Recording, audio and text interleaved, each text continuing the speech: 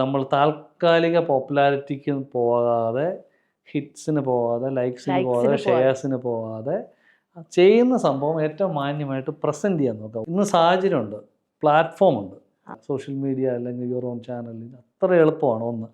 അപ്പം you should go back to basics and develop on your art.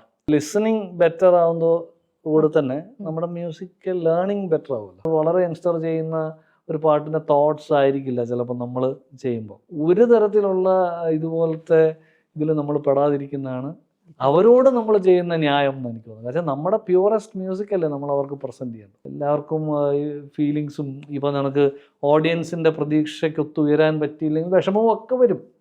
പക്ഷേ സത്യസന്ധമായിട്ട് പറഞ്ഞാൽ being an India artist myself, I should totally cut off from all these thoughts.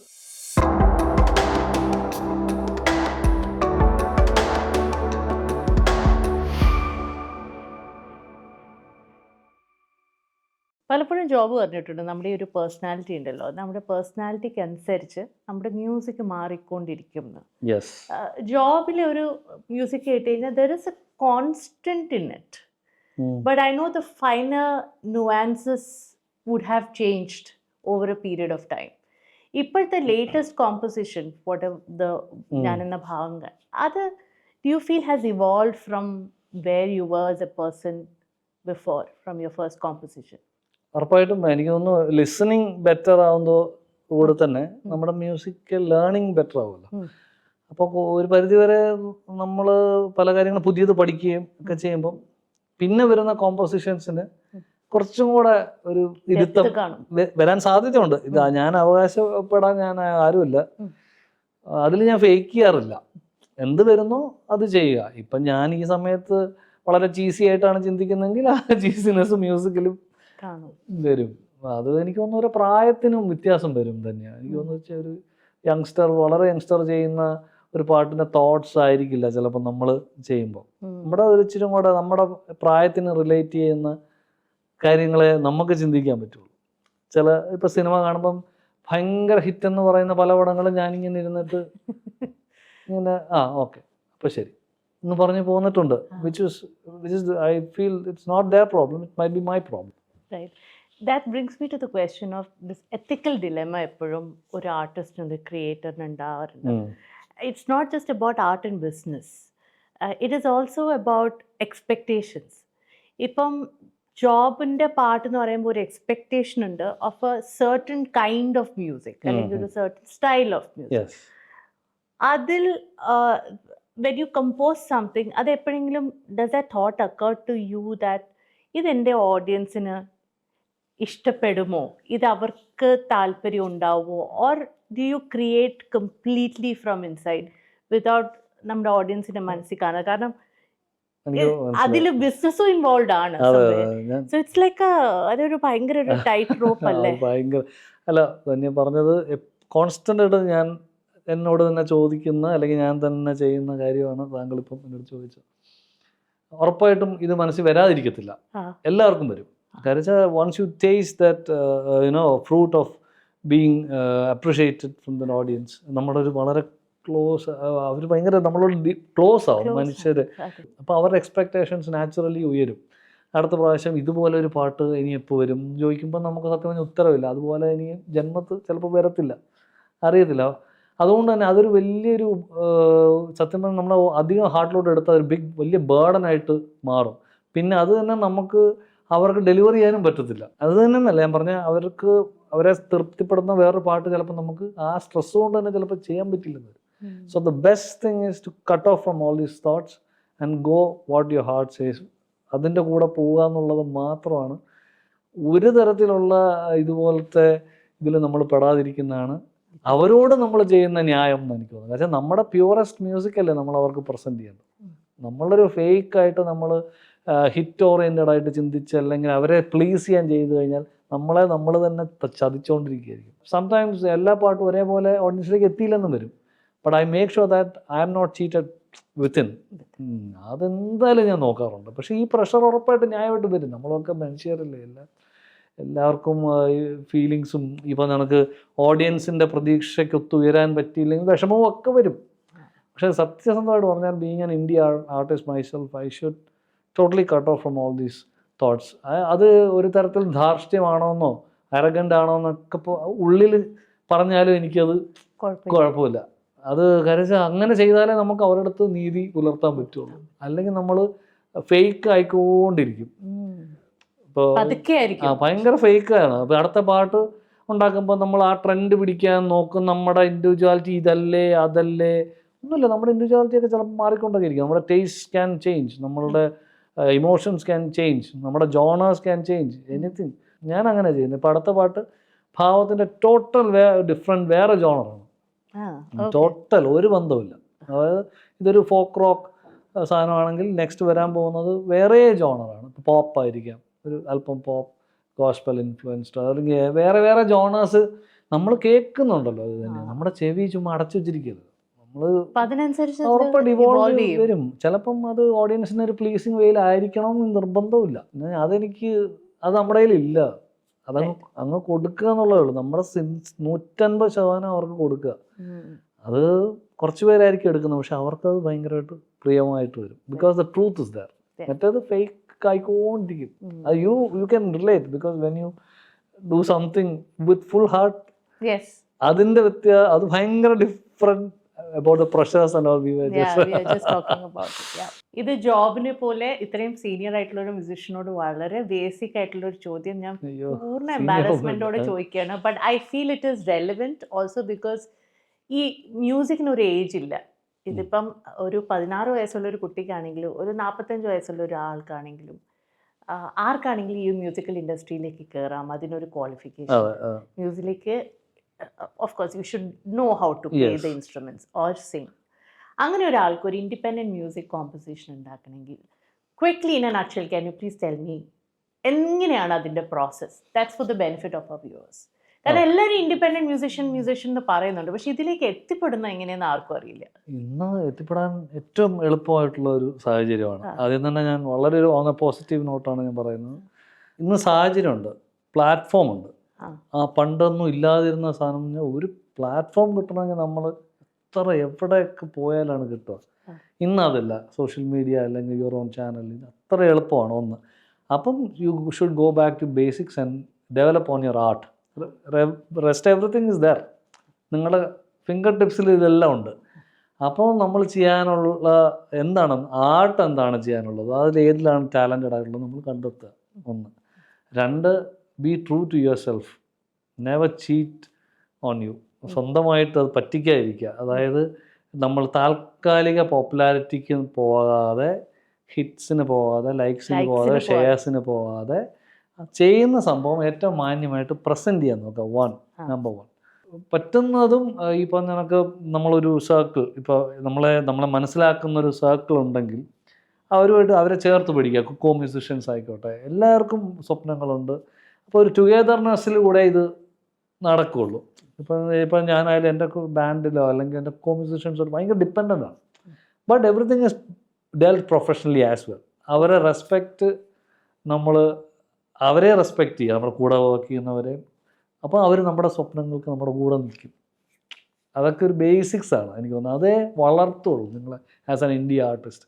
ഇപ്പോൾ don't take anybody four granted and don't take the time for granted. അപ്പോൾ നമ്മൾ കൂടെ work ചെയ്യുന്നവർക്കും അവർക്കും ഉണ്ടാവും വളരണം, അവരുടേതായ രീതിയിൽ വളർന്ന സ്വപ്നങ്ങളാണ്. പക്ഷേ എല്ലാവരും ഒരു പ്രൊഫഷണൽ ലെവലിലേക്ക് ഇത് കൊണ്ടുപോകാൻ ആഗ്രഹിച്ചിരിക്കുന്ന ഒരു സമയത്തായിരിക്കും ഇങ്ങനെയൊക്കെ സംഭവിക്കുക. ആസ്പയറിങ് ഒരുമിച്ച് നിൽക്കുമ്പോൾ. അപ്പോൾ അതിലൊക്കെ നമ്മൾ even if we take some risk, you have to stand, എന്താ പറയുക, മുന്നിൽ നിന്ന് നയിക്കണം എന്ന് പറയും. നമ്മൾ അതിലേക്ക് ആ ലീഡർഷിപ്പ് ക്വാളിറ്റിയും കൂടെ നമ്മൾ കാണിക്കേണ്ടി വരും. കുറച്ച് സാക്രിഫൈസസ് ആയിരിക്കും. ചിലപ്പോൾ കുറേ പൈസ ആദ്യം പോയിന്നിരിക്കും. സേഫ് സൈഡ് പിടിക്കാൻ പറ്റില്ല. ഇത് സേഫായിട്ട് ഇതിലേക്ക് ഇറങ്ങാൻ പറ്റില്ല. അത് ടേക്ക് ഇറ്റ് ഫ്രം മീ. എൻ്റെ ചില്ലറ അനുഭവങ്ങളിൽ ഞാൻ പറയാം, നമ്മൾ ആ റിസ്ക് എലിമെൻറ്റ്, നമ്മുടെ കയ്യിൽ ചിലപ്പോൾ പൈസ പോയെന്നിരിക്കും, ചിലപ്പോൾ നമ്മുടെ എഫേർട്ട് വേസ്റ്റ് ആയെന്നിരിക്കും. ഒരു പ്രാവശ്യം വേസ്റ്റ് ആവും, 2 പ്രാവശ്യം വേസ്റ്റ് ആവും, 3ാമത്തെ പ്രാവശ്യം ഉറപ്പായിട്ട് you will be recognised. So ഇപ്പോൾ ഈ ഓഡിയോ സ്ട്രീമിംഗ് പ്ലാറ്റ്ഫോംസും ഒത്തിരി കാര്യങ്ങളുണ്ട്. സോ ഇതിലേക്കൊക്കെ എത്തിപ്പെടാൻ വളരെ എളുപ്പമായിരിക്കും. അതൊക്കെ സിമ്പിൾ തന്നെയാണ്. അതൊക്കെ ഇപ്പോൾ ഇഷ്ടംപോലെ പ്ലാറ്റ്ഫോംസ് ഉണ്ടല്ലോ. ഇപ്പം അതിനെ പ്രൊമോട്ട് ചെയ്ത് CD Baby, അല്ലെങ്കിൽ നമുക്ക് ആർക്കും നമ്മുടെ മ്യൂസിക് ഇന്ന് പ്രസൻറ്റ് ചെയ്യാനോ അത് മാർക്കറ്റിലേക്ക് കൊണ്ടുപോകാനൊന്നും വലിയ ബുദ്ധിമുട്ടൊന്നുമില്ല. ഒത്തിരി ഇങ്ങനെ വെൻഡേഴ്സ് ഉണ്ട്, ഇങ്ങനെ ചെയ്യുന്നവർ ഓൺലൈൻ തന്നെ ഉണ്ട്. പിള്ളേർക്കൊന്നും പറഞ്ഞു കൊടുക്കേണ്ട ഒരു കാര്യമില്ല, നമുക്ക് ഇതൊന്നും അറിയത്തില്ല, അവർക്ക് ഇതെല്ലാം അറിയായിരിക്കും. അപ്പോൾ ബേസിക്കലി നമ്മൾ നമ്മുടെ only thing is what we can advise them or അവരെ അറിയിക്കാൻ പറ്റുന്നത് ഇതിൻ്റെ ഒരു ബേസിക് സംഭവങ്ങളാണ്. അതായത് ആ കോൺസ്റ്റന്റ് എഫേർട്ട് ആൻഡ് താൽക്കാലികമായിട്ടുള്ള പോപ്പുലാരിറ്റി ഓർ അതിൻ്റെ സക്സസ് നോക്കാതെ ഇരിക്കുക, ഡൗൺ ആകാതിരിക്കുക. അതാണ് ഞാൻ എപ്പോഴും വിചാരിക്കുക, ഒരു ആർട്ടിസ്റ്റ് അത് ഏത് മേഖലയിലാണെങ്കിലും ഒരു ആർട്ടിസ്റ്റിന് പെട്ടെന്ന് ലൈം ലൈറ്റിലേക്ക് വരാൻ അധികം ടൈം എടുക്കില്ല.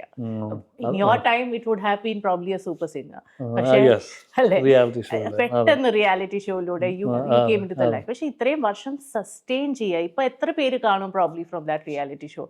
ഇന്നും മ്യൂസിക് ഉണ്ടാക്കുന്നവര് എത്ര പേര് കാണും? So it's about sustaining. And ഈ സസ്റ്റെയിനിങ്ങിന്റെ മെയിൻ റീസൺ എന്താണ്, കീ എന്താണ്? സസ്റ്റെയിനിങ്ങിന്റെ മെയിൻ റീസൺ കൂടുതൽ ചിന്തിക്കാതിരിക്കുക എന്നുള്ളതാണ്. എനിക്ക് തോന്നുന്നു ശരിക്കും ശ്രമിച്ചുകൊണ്ടിരിക്കുക. Develop on your art, exactly what you want to become.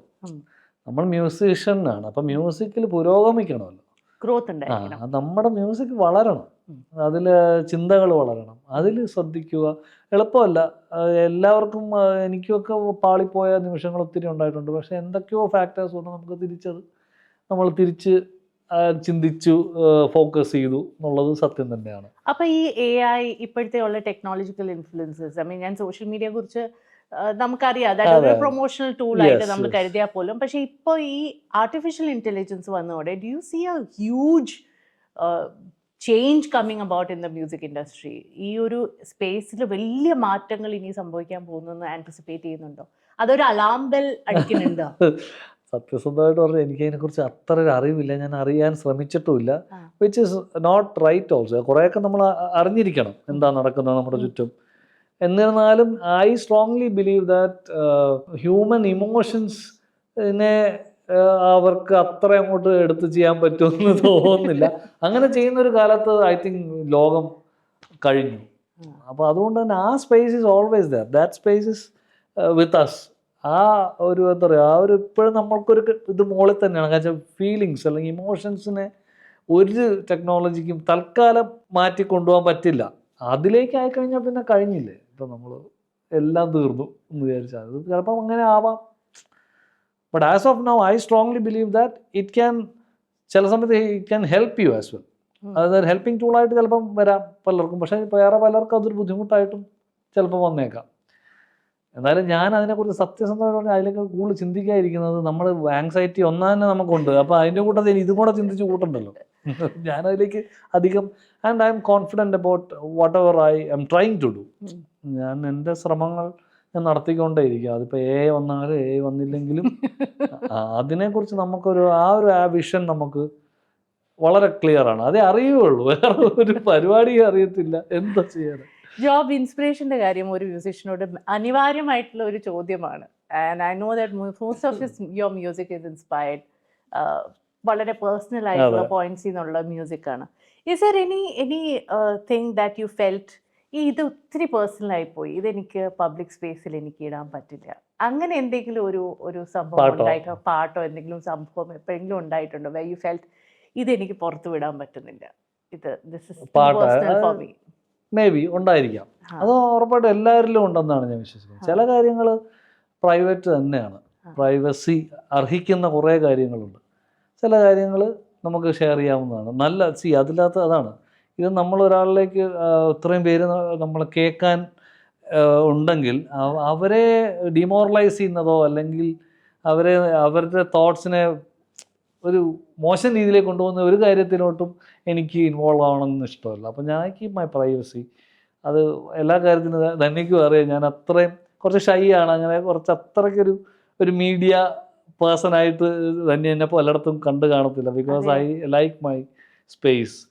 അപ്പോൾ ചില പാട്ടൊക്കെ നമ്മൾ അത്രയും പേഴ്സണലായിട്ടും ചിലത് അത് പുറത്ത് വേണ്ട, ഇത് എന്നിലിരിക്കട്ടെ, എന്നിൽ തന്നെ ഒതുങ്ങേണ്ട ചില കാര്യങ്ങൾ അത് ഉറപ്പായിട്ടും എന്നിൽ തന്നെ ഒതുങ്ങാറുണ്ട്.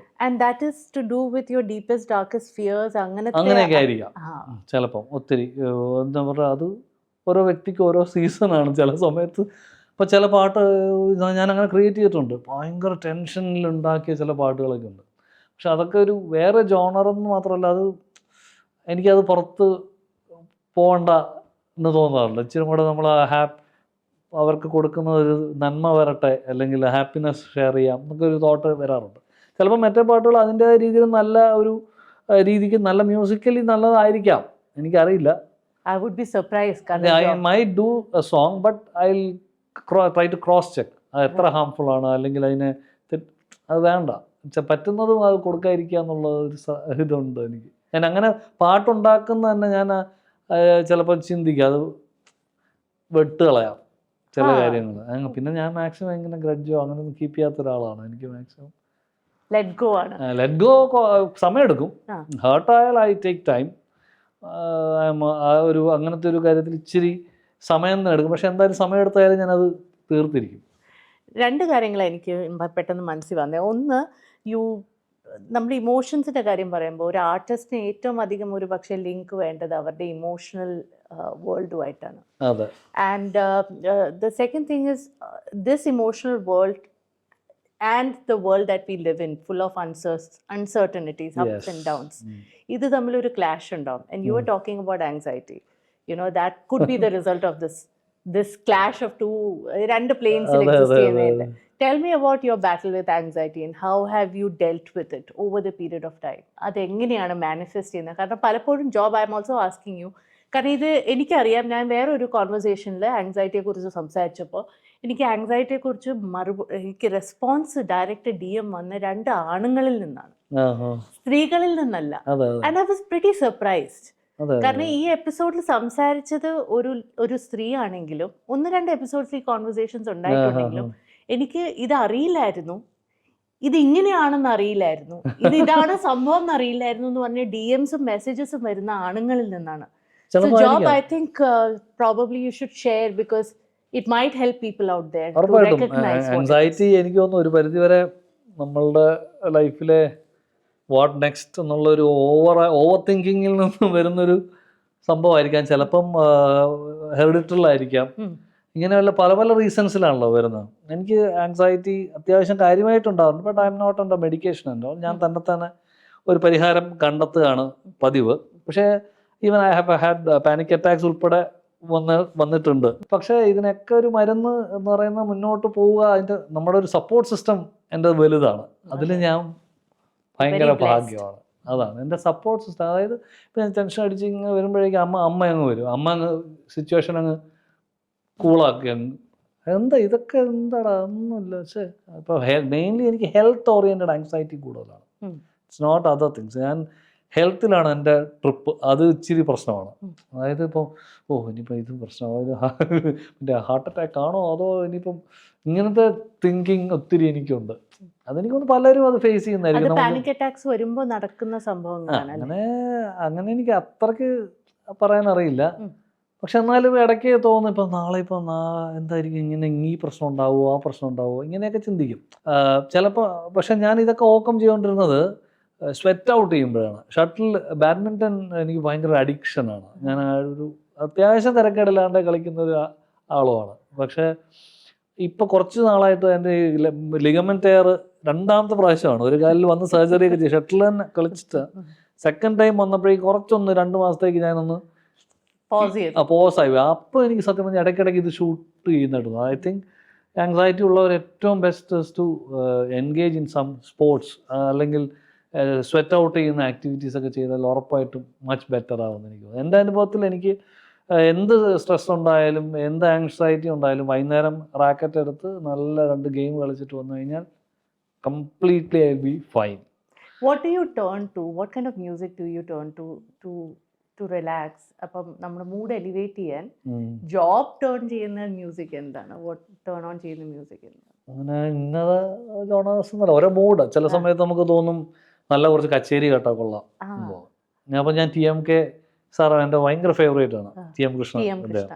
അപ്പോൾ അദ്ദേഹത്തിൻ്റെ ഷോ ഒക്കെ വരുമ്പോൾ പോയി കാണും. സ്ട്രൈറ്റ് അവേ നേരെ ലൈവ് പോയി കാണും.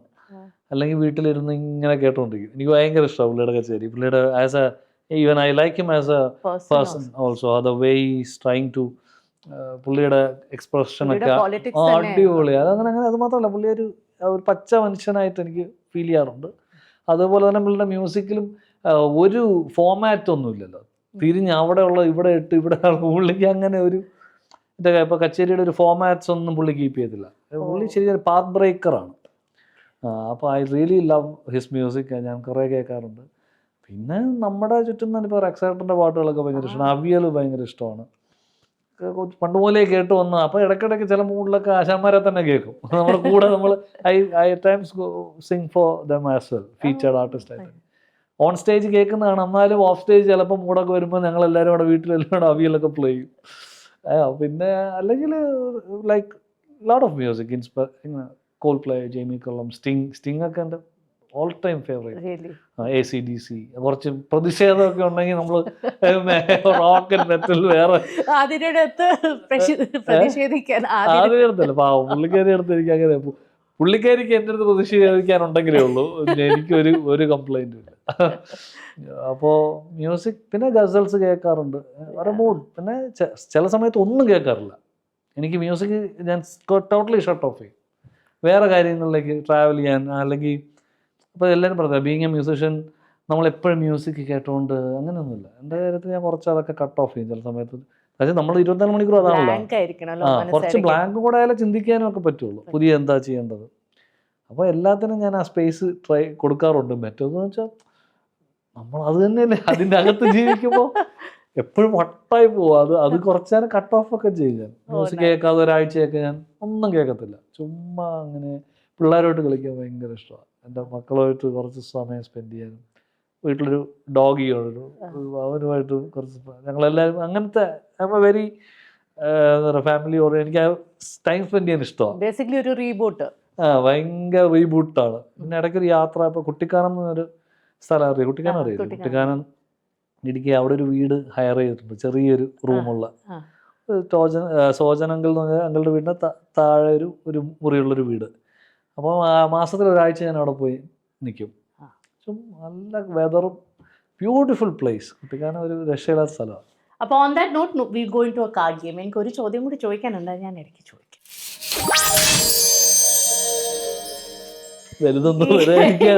ഇത് ഷഫിൾ ചെയ്യാനൊന്നും എനിക്ക് നേരിച്ചു അറിയില്ല. This is Vanessa's card game. എൻ്റെ ഫ്രണ്ട് വെനസയുടെ കാർഡ് ഗെയിമാണ്. Just pick up one card and you can say what is written. Look into it and decide. ഇപ്പൊ ഏതെങ്കിലും ഒരു കാര്യം ഉണ്ടോ where you are actually thinking about and decision എടുത്തിട്ടില്ല? Or are you somebody who ഒരു കാര്യത്തിൽ ഒത്തിരി ആലോചിച്ച് ഡിസിഷൻ എടുക്കുന്ന ആളാണ്? അല്ല, സ്ട്രൈറ്റ് അവേ ഗട്ട് ഇൻസ്റ്റിങ്ക്റ്റ് പിടിക്കുന്ന പാർട്ടിയാണ്. എപ്പോഴെങ്കിലും പ്രശ്നം ഉണ്ടായിട്ടുണ്ടോ ഗട്ട് ഇൻസ്റ്റിങ്ക്റ്റ് പിടിച്ചുകൊണ്ട്? അങ്ങനെ ഇതുവരെ അങ്ങനെ ഒരു ഭയങ്കരമായ ഒരു പ്രശ്നമൊന്നും ഉണ്ടായിരുന്നു. മണ്ടത്തരങ്ങളൊക്കെ പറ്റിയിട്ടുണ്ട്, നഷ്ടങ്ങളൊക്കെ സംഭവിക്കും. അതൊക്കെ എന്തായാലും ധനനഷ്ടം മാനനഷ്ടമൊക്കെ സംഭവിക്കാൻ സാധ്യതയുണ്ട്. പക്ഷെ അങ്ങനെ ഒരു വലിയൊരു പ്രോബ്ലത്തിലേക്ക് ഞാൻ പെട്ടിട്ടില്ല. But I take decisions without looking further. മുന്നോട്ട് അധികം എൻ്റെ ഒരു കോമൺ സെൻസിൽ അല്ലെങ്കിൽ നമുക്ക് ഉണ്ടെന്ന് വിശ്വസിക്കുന്ന ഒരു ബുദ്ധിയിൽ തീരുമാനിച്ച് ഒറ്റ പോക്കാണ്. ആണോ? ഓക്കെ. എടുത്തിയാട്ടം എന്നൊക്കെ പറയാൻ വേണമെങ്കിൽ റീഫ്രൈസ് ആൻഡ് ആസ്ക് അഗൈൻ. അത് നമ്മള് ഇപ്പൊ സംസാരിച്ച കാര്യമാണ്. എന്തെങ്കിലും ബ്ലണ്ട് ആയിട്ട് ചോദിക്കാതെ rephrase and ask again. Very important in life എനിക്ക് തോന്നുന്നു. നമ്മൾ ആരെയും മാക്സിമം ഉപദ്രവിക്കാതെ കാര്യങ്ങൾ പ്രസന്റ് ചെയ്യാനായിട്ട് ശ്രമിക്കുക. അതിൽ ഞാനൊരു റിസർച്ച് നടത്തിക്കൊണ്ടിരിക്കുക. ഞാനങ്ങനെ ആരെയും ദ്രോഹിക്കുന്ന ആളല്ല. എന്നിരുന്നാൽ പോലും ചില വാക്കുകൾ പലരെ ആരെങ്കിലും നോവിച്ചിട്ടുണ്ടെങ്കിൽ അത് തിരുത്തണം എന്ന് ആഗ്രഹമുള്ള ആളാണ്. Good one. അപ്പൊ അത് ഞാൻ ഇത് ചോദിക്കാം. ഞാൻ നേരത്തെ ചോദിക്കാൻ ഉദ്ദേശിച്ചത്, അല്ല, ഈ മ്യൂസിഷ്യൻസിന്റെ ലൈഫിൽ എപ്പോഴും ഫീമെയിൽ ഫാൻ ഫോളോയിങ്ങും പലതരത്തിലുള്ള ഡിസ്ട്രാക്ഷൻ ഞാൻ കണ്ടിട്ടുണ്ട്. പലരും മാരിറ്റൽ ഇഷ്യൂസ് ഈ കാരണവശാൽ അവർ ബ്രേക്ക് ആവുന്നതും ഒക്കെ. ജോബും ആതിരയും ഈ ഒരു ഏരിയ നെഗോഷിയേറ്റ് ചെയ്യുമ്പോൾ നിങ്ങളുടെ ഒരു commitment and trust, how difficult has it been for you and how did you manoeuvre this issue of having this so much fan following? അതുകൊണ്ടാണ് ഞാൻ ഗുഡ് വണ്ണിലെടുത്തത്. അങ്ങനെയൊന്നുമില്ല. ഉറപ്പായിട്ടും പുള്ളിക്കാരി അത്ര മെച്ചുവേർഡായിട്ട് ഇതിനെ എടുക്കുന്നത്. ഫസ്റ്റ് ഓഫ് ഓൾ ആ ഇൻസെക്യൂരിറ്റി പുള്ളിക്കാരിക്ക് ഇല്ല. May be the trust is very high on me. അതുകൊണ്ട് അത് ഒന്നായിരിക്കാം. പക്ഷേ ഈവൻ പുള്ളിക്കാരി പൊസസീവ്നെസ് ഒരു കൂടിയാലും പ്രശ്നമാണെന്നുള്ള വളരെ അതൊരു ഡിസിഷനാണ് പുള്ളിക്കാരിയുടെ. പുള്ളിക്കാരിക്ക് അറിയാം. ഇപ്പോൾ എൻ്റെ എന്ന് പറഞ്ഞാൽ നമ്മ പെണ്ണുങ്ങൾ അങ്ങനെ വരുമോ അങ്ങനെയൊന്നും ഇല്ല കേട്ടോ ധന്യ. ഞാനൊരു പാവം കക്ഷിയാണ്, അങ്ങനെയല്ല. ഉറപ്പായിട്ടും ജോബിനെ ഞാൻ ലൈവായിട്ട് പെർഫോം ചെയ്ത് കണ്ടിട്ടില്ല, പക്ഷെ ഞാൻ കേട്ടിട്ടുണ്ട് ഒരു പുലിയാണ് ഓൺ സ്റ്റേജ് എന്ന്. ഇല്ല അത് അങ്ങനെ അങ്ങനെ മാത്രമല്ലല്ലോ നമ്മളതിനെ കാണേണ്ടത്. അവർ ആസ് ഹ്യൂമൻ നമുക്ക് കാണാമല്ലോ. അതിൽ സ്ത്രീകളുണ്ടാവും, പുരുഷന്മാരുണ്ടാവും, കുട്ടികളുണ്ടാവും. അപ്പോൾ ഇറ്റ്സ് അങ്ങനെ ഞാൻ അതിന് മാറി. പിന്നെ ചില ഉറപ്പായിട്ടും ബീങ് ഹ്യൂമൻ നമുക്ക് കല്ല കുട്ടികൾ കാണാൻ കൊള്ളാം. അറ്റൻഷൻ ഇഷ്ടമില്ലാത്തത് ആർക്കാണ്? എല്ലാവർക്കും ഇഷ്ടമാണ്. പക്ഷെ അതൊന്നും ഒരിക്കലും നമ്മുടെ ലൈഫിനെ ബാധിക്കുന്നൊരു തലത്തിലേക്ക് കൊണ്ടുപോകാൻ എനിക്കും താല്പര്യമില്ല. പുള്ളിക്കാരിയും അത് കറക്റ്റായിട്ട് എന്നെ ആ രീതിയിൽ ഒരിക്കലും എന്നെ എന്താ പറയുക, ഒരു സസ്പെക്ട്ഫുൾ ആയിട്ട് ഇന്ന് വരെ ഒരു കാര്യത്തിലും ചോദ്യം പോലും ഒരു കാര്യത്തിലും വന്നിട്ടില്ല. അപ്പം നമുക്ക് കൂടുതൽ നമുക്ക് ലാബിളാവും to keep it going strongly. അപ്പം അങ്ങനെയൊക്കെയുള്ളൊരു ഇതിൽ വളരെ ഹാപ്പിയാണ്. അങ്ങനെ പോട്ടെ. അൺഅഡ്വൈസബിൾ, നെവർ ഓവർ തിങ്ക് എന്ന് പറഞ്ഞു കഴിഞ്ഞാൽ അത് ആർക്കും പറ്റില്ല. പക്ഷെ try not to over think. നാളെ ഭയങ്കര കാൽക്കുലേഷൻസും കാര്യങ്ങളൊന്നും നടന്നുകൊള്ളണമെന്നില്ല. Be happy for what happiness പ്രോജക്റ്റിൽ പണ്ട് പറഞ്ഞ പോലെ അതെല്ലാവരും എൻ്റെ അടുത്ത് ഇപ്പോഴും പറയും തന്നെയാണ്. അപ്പോൾ അങ്ങനെ പോട്ടെ. കൂടുതൽ over thinking is dangerous. Very dangerous, very much unadvisable. ജോബിന് ഇപ്പം വേറൊരാളുടെ കോമ്പോസിഷനോ പാട്ടോ ഞാൻ അതിൽ നിന്നൊന്ന് സെലക്ട് ചെയ്ത് പാടാൻ പറഞ്ഞു കഴിഞ്ഞാൽ job might hesitate, but if it's your own baby you can easily say which one you like, right? The most, your favorite one. സത്യം പറഞ്ഞ അങ്ങനെ നമ്മുടെ സ്വന്തം അത് ഇത്തിരി ഡിഫിക്കൽട്ട് ആണ്, അത് ഇച്ചിരി കൂടെ പാടാണ്. പക്ഷേ എന്നാലും പെട്ടെന്ന് മനസ്സിൽ വരുന്നത് ഓരോ അത് സീസണിലാണെന്ന് തോന്നുന്നു. ആയിക്കോട്ടെ, ഈ സീസണിൽ എന്താണ് സീസണിൽ പുതിയ പാട്ടുകൾ ഇങ്ങനെ പാലായനം ഇറങ്ങാനുള്ള, പാലായനം എന്ന് പറഞ്ഞൊരു പാട്ടുണ്ട് അടുത്തത്, നിഴൽ. അപ്പം ഇതൊക്കെ ഇങ്ങനെ തലയിലാണ് ഇപ്പോൾ ഓടുന്നത്. ഇറങ്ങാനുള്ള ട്രാക്സ് ആണ്. ഒരു വരിയെങ്കിലും കിട്ടും. അത് നല്ല ഫ്രഷ് ആയിട്ട് കേൾക്കട്ടെ ഓഡിയൻസ്. പഴയ കോമ്പോസിഷൻസിൽ താളം എനി ടൈം. അത് ചരണും ഞാനും കൂടെ ഉള്ള ഒരു പാട്ടാണ്. Action also was there. Action and അറേഞ്ച്മെന്റും. അപ്പോൾ താളം ഓ ജീവന്റെ താളം.